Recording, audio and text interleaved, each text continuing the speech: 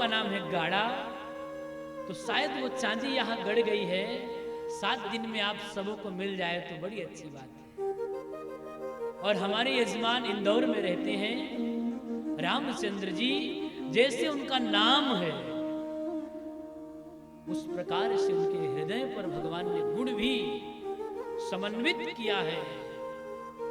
और कभी भी हम लोग कहीं भी कथा गाने जाते हैं, एक बार रामचंद्र जी की याद जरूर आती है, क्योंकि रामचंद्र जी ने दिल खोल के सारी व्यवस्थाएं करी थी।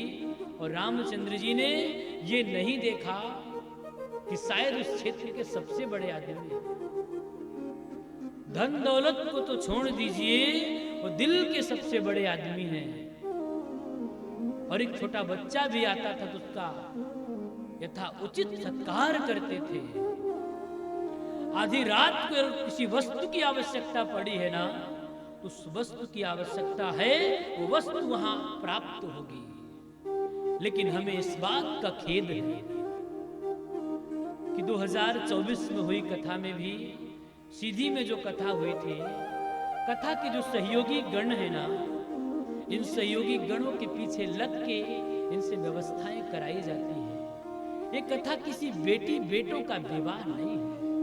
ये कथा तो धन्य है आपकी गाड़ा की धरती, भाग्योदयीन बहुजन्म समर्जिते ना, आप सबों का भी पुण्य उदित हुआ है, तब जाकर के ये कथा आरंभ हुई है।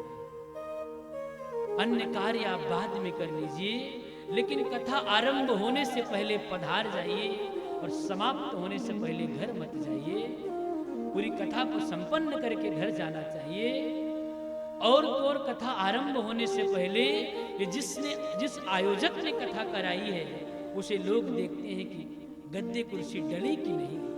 अरे आप स्वतः बिछा सकते हैं, आके ना जाने कि रूप में नारायण मिल जाए। आप जो ये आसन लगा रहे हैं ना, इस छोटे से आसन में लाला को बिठाया है, और इस धरती के आसन में अगर किसी रूप में लाला आके विराजमान हो गया ना, तो आपका जीवन धन्य है।